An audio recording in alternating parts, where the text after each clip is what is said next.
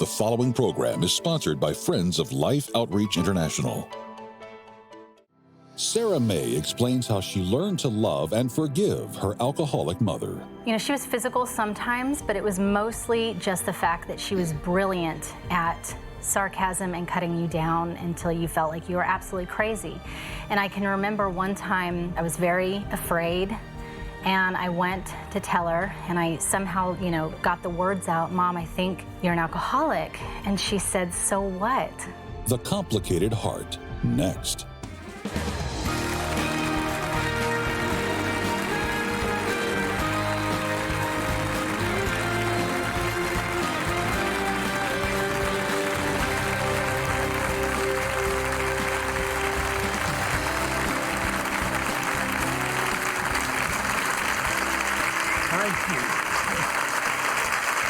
All of you have made me smile because you're a wonderful audience, and we just welcome you. I'm James Robinson. Betty and I are thrilled to have this opportunity to spend time with you. Let me just say this to you, that you really are very special. You will find that if you're going to listen to an incredible story by Sarah Mae and her journey. It's titled The Complicated Heart. Would you welcome Sarah Mae? Thank you. Sarah, you've already told some of your story. You're a great communicator. And I know you go and speak now in different places. If somebody wanted to access your website to say, how would we get to Sarah perhaps to come and help us in something, where would they go? Oh, thank you for asking. You would go to sarahmae.com, which is sarehmae.com. All right. And do you go and speak in different places when you see the door open, that you know it's the appropriate place to go? I do. I really enjoy it. And I also speak through, I have a podcast, so people can find that at thecomplicated.heartpodcast.com. But yeah, I do. I love it.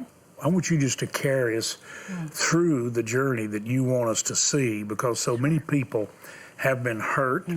I think sometimes we don't realize how deeply people are hurt, and God really wants to get his arms around the hurting. Yes. Wouldn't you say he's the only one who can give us the comfort we need? Absolutely. When our heart hurts. Tell us the story you would Sure. like our viewers and everybody at home to hear and see, and then about how they can go into the book and really be carried through, I think, to a real place of healing. Yeah, that's great.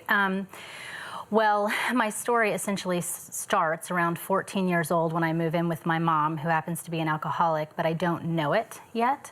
My dad had custody of me. They were divorced when I was very young, and I would visit my mom in the summers, and I thought she was fantastic, just so fun and wonderful. But when I moved in with her, because I felt like a girl should be with her mother, it was not what I expected. It started off fantastic. I had no rules. I could do whatever I wanted, which is sort of a teenager's dream, right? It's obviously not good, but to me, it was fantastic. And then I started to witness my mom drinking a lot. And when she would drink, she would just get very, very cruel. And so she was just very emotionally and verbally abusive. If I came in and smiled at her, and had braces on, she would tell me, you're so ugly, or, she was physical sometimes, but it was mostly just the fact that she was brilliant at sarcasm and cutting you down until you felt like you were absolutely crazy.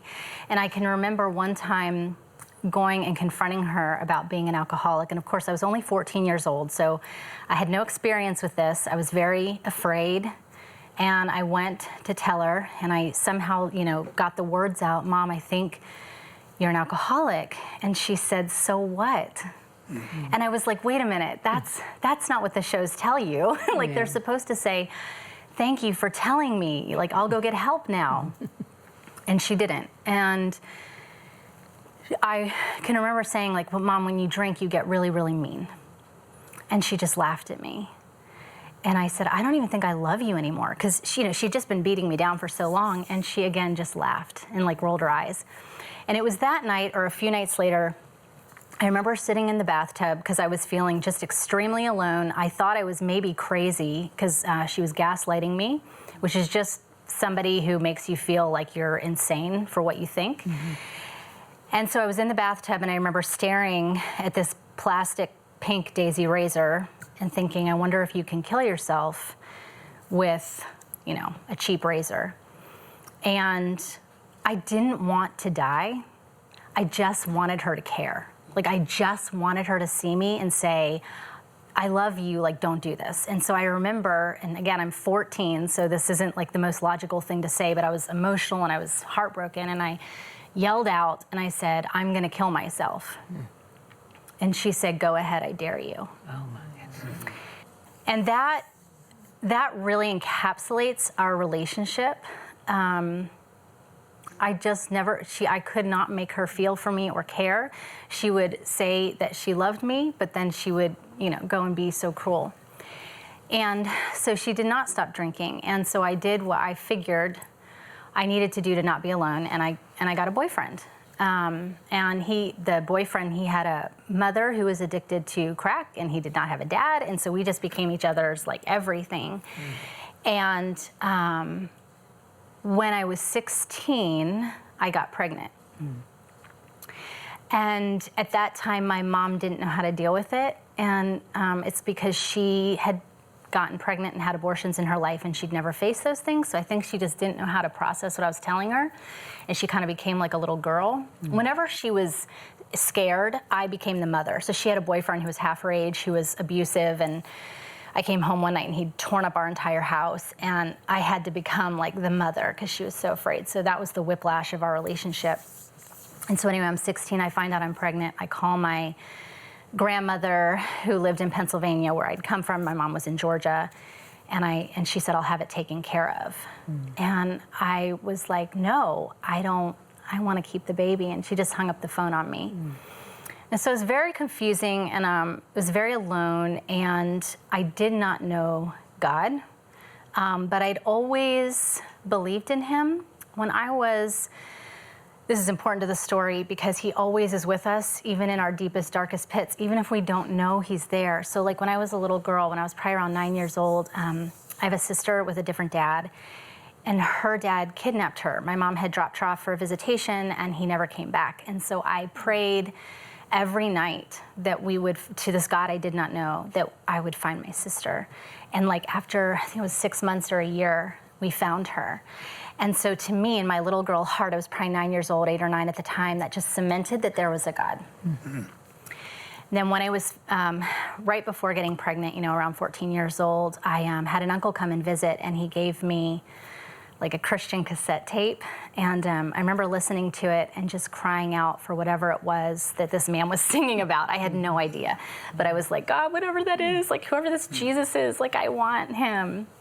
So fast forward now, I'm 16, and I end up going back to Pennsylvania for the summer. I'm 3 months along. My family won't look at me. They won't talk to me. Are they still trying to get you to? Yes, it was confusing because my stepmom was Catholic, and she was very pro-life, and she wanted me to keep the baby, but not for myself. She wanted to raise the baby. It was very confusing. I wanted to, nobody asked me what I ever wanted, but I thought, well, I could give the baby to somebody who can't have kids, but my family didn't like that idea. Basically, everybody wanted me to just have an abortion because I had a prominent family, and they didn't want this stain to be on the family. So eventually I was so sick, though, of being alone and the black sheep of the family. Like I said, my grandmother, who was so close to me, wouldn't even look at me. And I was very, very sick. I was throwing up morning, noon, and night. So not only am I super sick, but I'm alone. And so finally, I'm like, I'm done with this. And I'm like, fine, I'll have the abortion. And so because I was in a prominent family, they actually changed my name and took me to a hospital. The doctor said I was too fidgety in the clinic, so they took me to a hospital and put me under and changed my name. And I woke up 2 days later in the home of my grandmother, who didn't talk to me before, but now was serving me toast with a smile, and we never talked about it again. So I ended up going back with my mom, thinking I have to stay there. I felt stuck. And really, I probably only stayed because of the boyfriend. But at this point, my mom and our relationship was just terrible. And I really hated her. And after another year there, I finally was like, I got to get out of here. So I was, my boyfriend and I had like a trailer. It was so gross. There were so many terrible things. His sister was prostituting herself out of our trailer. It's just, I didn't want this life anymore at 16 years old, 17 years old. So I finally moved back to Pennsylvania. I thought I can just start over. I'm going to have a new life. I don't want to do this. And I hate my mom. I don't have to have anything to do with her anymore. Like, I am out. And that's when the Lord began to call me to himself, and that changed everything, because I would not have had anything to do with my mom. She wounded me so very deeply. I felt very alone. But I came to know the Lord, and through high school, through Young Life, and after that happened, I felt like, and I knew through reading the scriptures, that God kept calling me to love her and forgive her. And I was like, no. How do you forgive somebody who wounded you so deeply and who keeps doing it? Like if I would talk to her on the phone, it was name calling, it was constant, just cutting me down. If I tried to visit her, it was just, I would leave in tears. And so I was like, Lord, how do I do this? And because he's so kind, I learned that first, for me, I had to make that decision, like, okay, God, I will trust you, and I will surrender, and I will choose to forgive her. But you're gonna have to show me how to walk that out and make it real. And so God in his kindness brought people into my life to teach me what to do. And there's 3 pretty significant things I would love to share with you on how he taught me to love and forgive my mother. The first one is he taught me that I needed to deal with some deeply held lies that I was believing. And he did this through a mentor who I went to her house one day in college, and I was like, I am an emotional mess. And she started writing these words on a page, and she wrote like, I am stupid. I am not in control. I am not good enough. Like, she just kept writing these things, and she's like, do any of these hit you? And one was, I'm not taken seriously. So I'm not good enough, I'm not taken seriously, I'm stupid, all of those things. I'm ugly, because my mom had told me I was ugly. So I'm like, I believe all of these things about myself. I had to begin to believe the truth, because dealing with our lies pushes us towards the gospel, right? And the truth was that it was okay if somebody didn't take me seriously, because my worth is only in Jesus. This was huge for me. I didn't know this. And to learn that only God has the authority to tell me who I am, that changed everything for me. And it was still a process of working through my lies, replacing them with the truth, but discovering sort of those deeply held core lies was a huge first step. And we all have them, because as children, we're excellent observers of our world, right? But we're terrible interpreters. So yes, my mom was cruel to me, but it did not mean that I wasn't lovable if she didn't take me seriously. So that was a big one, and that's fleshed out more, of course, in the book. The second one was learning how to set boundaries. Okay, God, you want me to love my mom and forgive her and be in relationship with her? Like, how? Because it cuts me.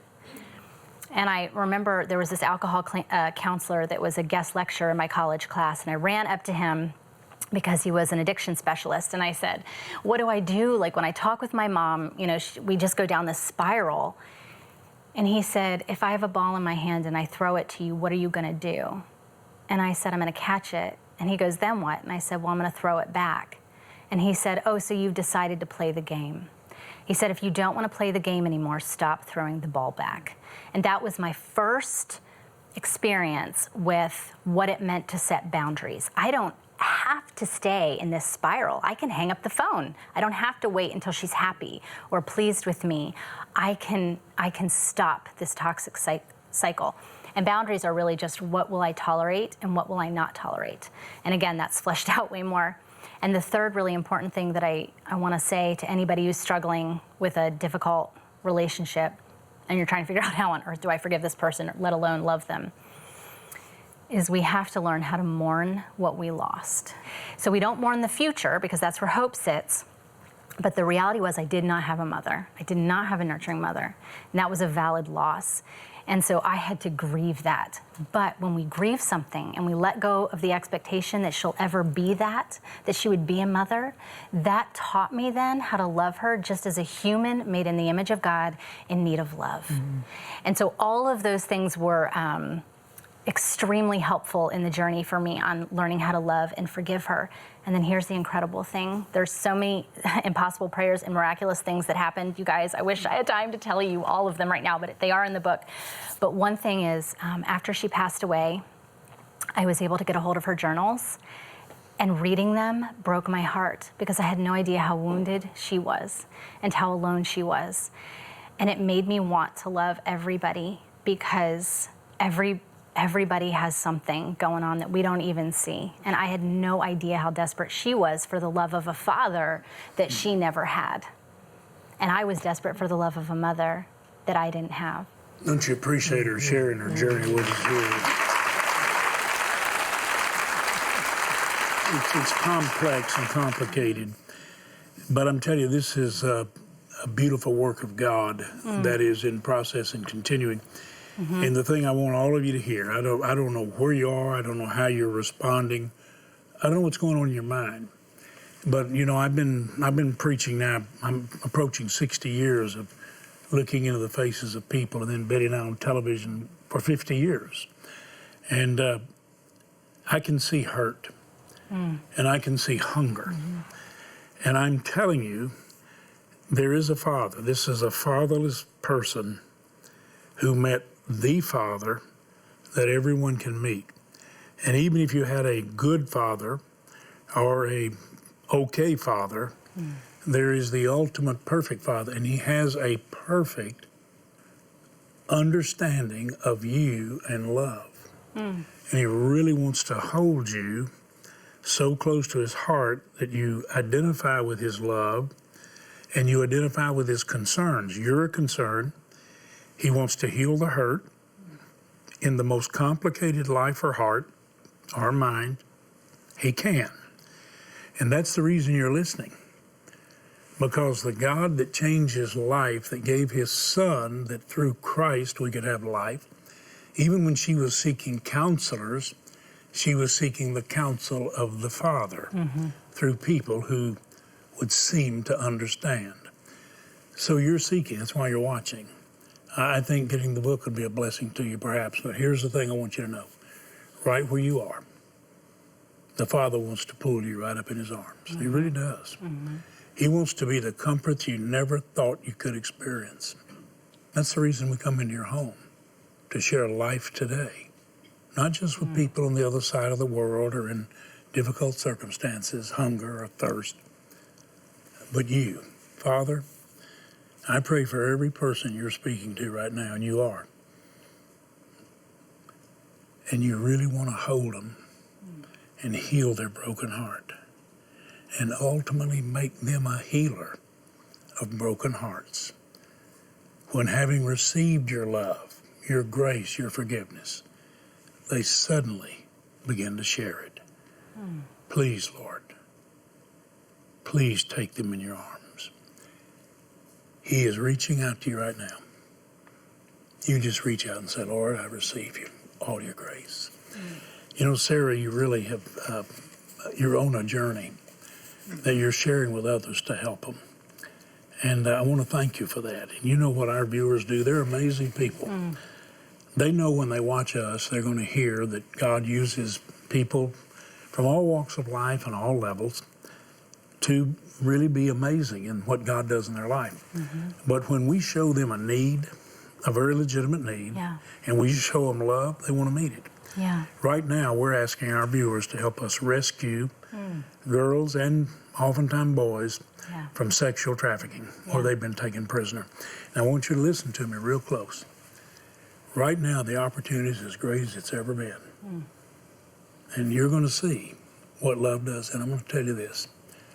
We've had some people, just like you, said, you know what, we so care about setting these children and these women free.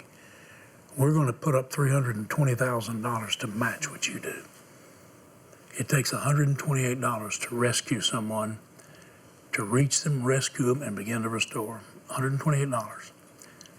And that'll be doubled. Would you right now just watch and listen and say, God, what do you want me to do? Because I believe you will. And you are going to set captives free because of God's love through you. Watch. I've traveled with Life Outreach to several different areas where human trafficking is a real problem. And I can't tell you how horrible that is. Girls who have been trafficked at a very young age, kept in bondage and slavery, and left bruised, broken, crushed.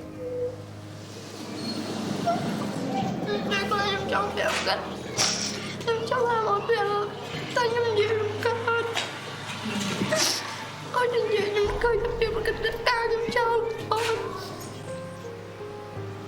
God, I pray that you would show your people how to love the broken, how to love the crushed. Show us how to move the mountains for them. What better solution to a problem of such evil than to prevent it from happening in the first place? I'm standing right now on the border between Nepal and India. Just in the last hour, we've watched this team rescue several girls who are being trafficked across the border. They were able to notice something not right, stop the vehicles, question the girls, and realize that they were actually being trafficked. Because of their efforts, we are stopping lives from being ruined. The reality is stark. The more of you who choose to help, the more of these young lives we're able to save. If we can keep these workers, these monitors on this border, we can prevent children from being taken into a life that they were never intended to live.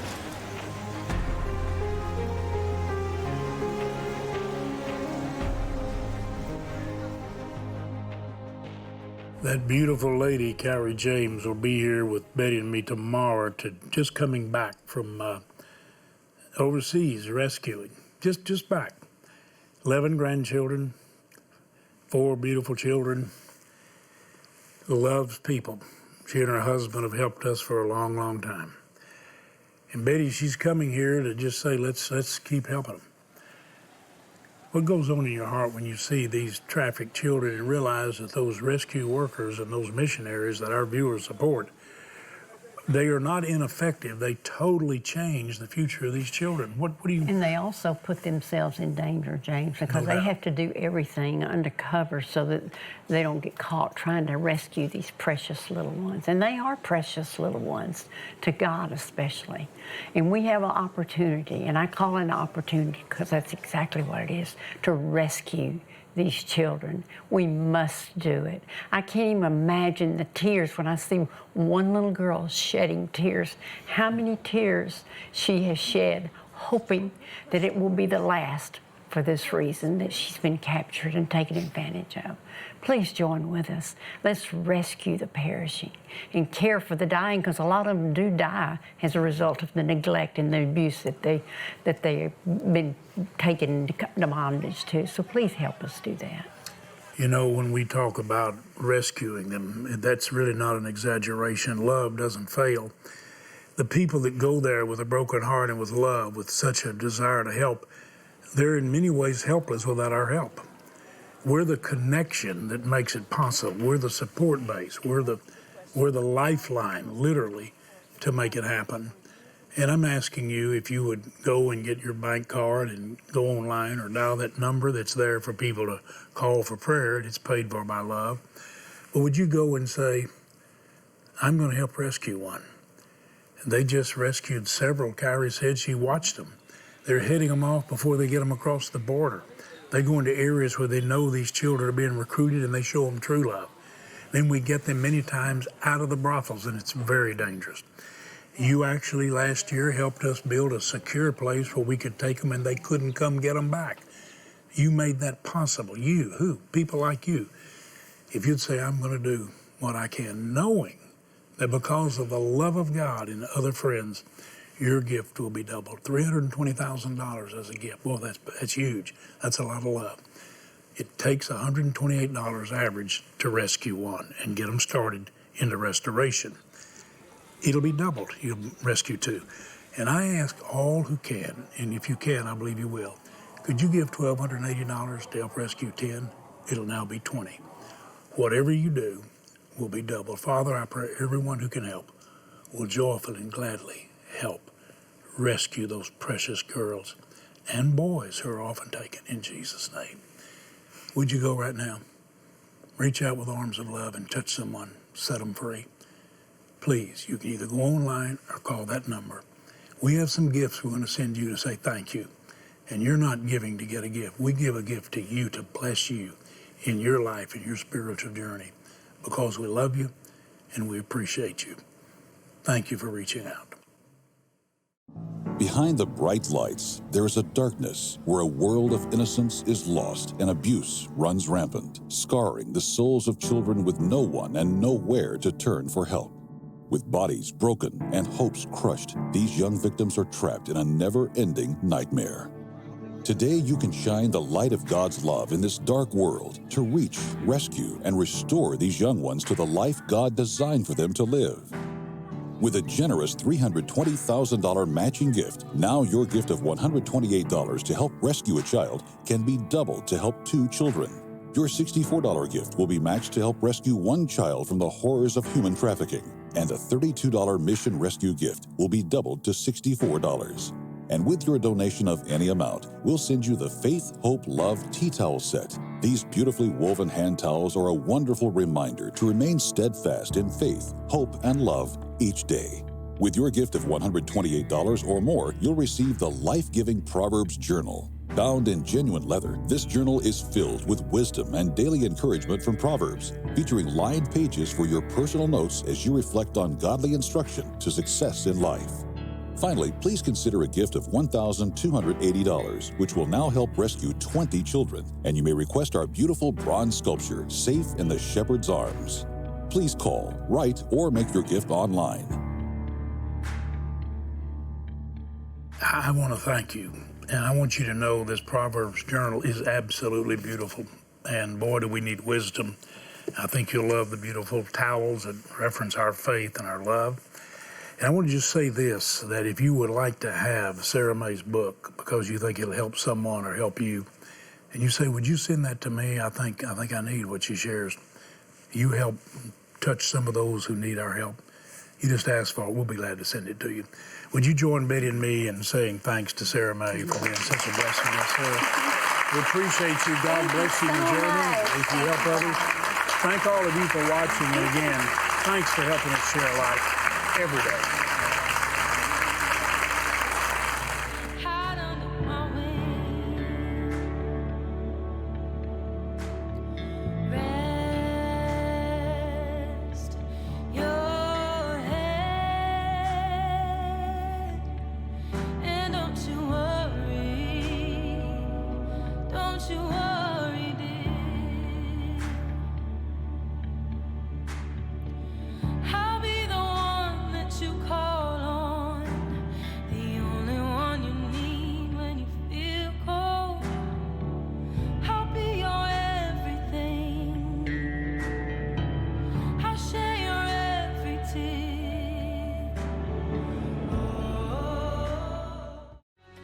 Do you have the courage to be healed? Best-selling author Mark Rutland explains how faith is not the only variable needed. Tomorrow. Life Today is made possible by the supporters of Life Outreach International. Your gift will be used exclusively for the exempt purposes of life. The ministry features specific outreaches as examples of the programs it supports and conducts. Gifts are considered to be without restriction as to use unless explicitly stipulated by the donor. The ministry is a member of the ECFA.